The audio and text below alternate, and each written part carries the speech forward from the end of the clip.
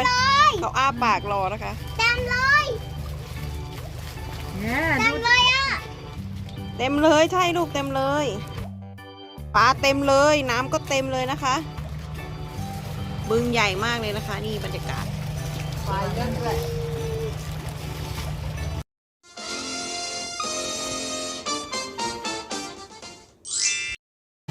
สวัสดีค่ะวันนี้ช่องปลาวาฬและน้องทะเลแฟมิลี่นะคะเรามาให้อาหารปลากันที่วัดสมานมิตรจังหวัดโคราชนะคะ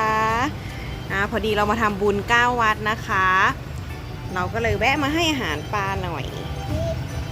อันนี้เป็นอะไรเอ่ยนะที่นี่อะไรคะอ๋อเป็นตู้อาหารปลานี่วางถังลงในช่องแล้วก็หยอดแบงค์20 บาทหนูไปหยิบถังมาเลยลูกนี่เป็นตะกร้าถังนะสีชมพูเหรอคะอ๋อเขาวางตรงนี้แล้วหยอดตรงไหนคะขี้ธนบัตรให้เรียบก่อนเสียบในช่องอ๋อทำให้เป็นอย่างนี้ลูกเป็นอย่างนี้ค่ะอันนี้ลูกนี่จ้ะอย่างนี้ลูกแล้วก็หยอดเข้าไปอย่างนี้จ้ะไม่ต้องพับนะลูกใช่นั่นแหละได้ไหมอุ้ยหายไปแล้วอุ้ยเอ้ยอ๋อนี่ไหลออกมาเต็มเลยอุ้ยได้แล้วค่ะปาวานใช่ตรงนี้เป็นช่องอาหารหล่นลงมา20 บาทนะคะได้แล้วโอ้ไปให้อาหารปลากันตรงนี้ก็เป็นบึงนะคะนี่ตรงนี้ก็จะเป็นบึงนะคะโอ้โหปลาอุ้ยน้ำเต็มเลยโอ้โหประมาณเทขนาดนี้เลยแล้วมาไหมนู่นไงประวานดูสิโอ้โหตัวใหญ่เลยประวานอันนี้คุณป้านะคะคุณป้าไปซื้อขนมปังมาป้าจะกินขนมปังไปแล้วป้ากินขนมปังไปแล้วเอาไหมโยนเดี๋ยวให้ตาโอ้โหดูสิโอ้โหประวานนี่ประวาน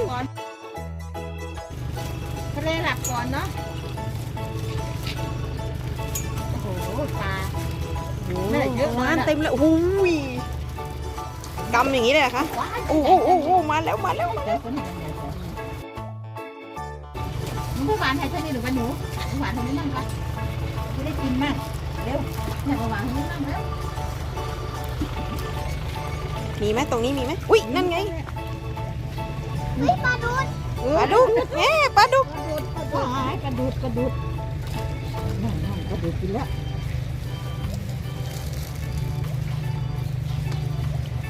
ปลาดุกโอ้โห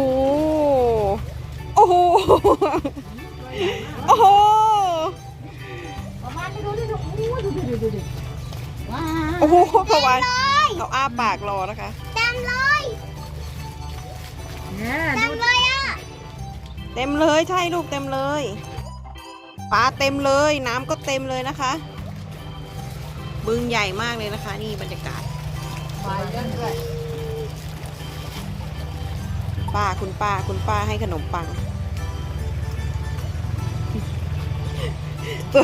ส่วนป้าแต๋วนะคะกินไปด้วยนะคะให้อาหารปลาไปด้วยนะคะโอ้นิ่มไหมคะนิ่มอร่อยมากค่ะ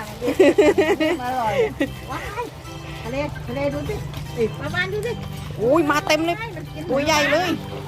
ตัวใหญ่เนาะป้าบอกว่าฉันจะรีบมาดีกว่าเดี๋ยวป้าเขาจะกินอาหารปลาฉันหมดแล้วขนมปังฉันจะหมดแล้วป้าบอกใช่ไหมประวาน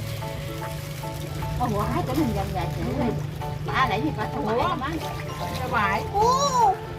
เอาไปไก่ถึงไปตรงหมดแต่กินที่เขาถึงน่ะแล้ว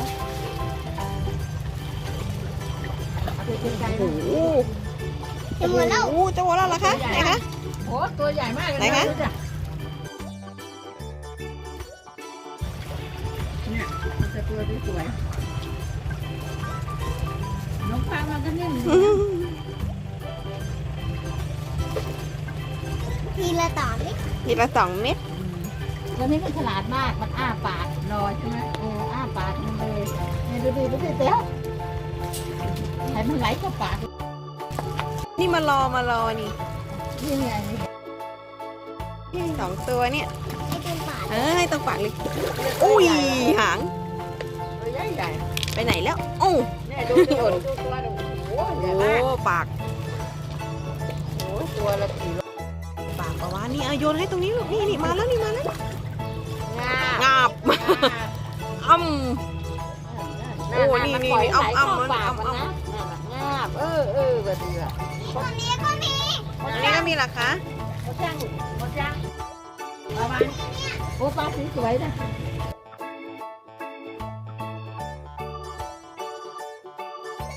อุ้ยหมดยังยุหมดยังคะ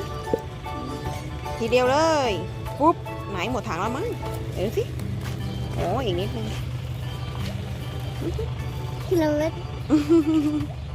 เมื่อไหร่จะหมดเนี่ย ทีละเม็ดอีก เม็ดแล้วเมื่อไหร่จะหมด อู้หมดแล้วหมดแล้ว มีกระผล นี่ผงมัน เต็มเลยนะคะประวันไปเดี๋ยวไปล้างมือกันนะคะ นู่นไปนู่น ไปนู่นแล้วบ๊ายบ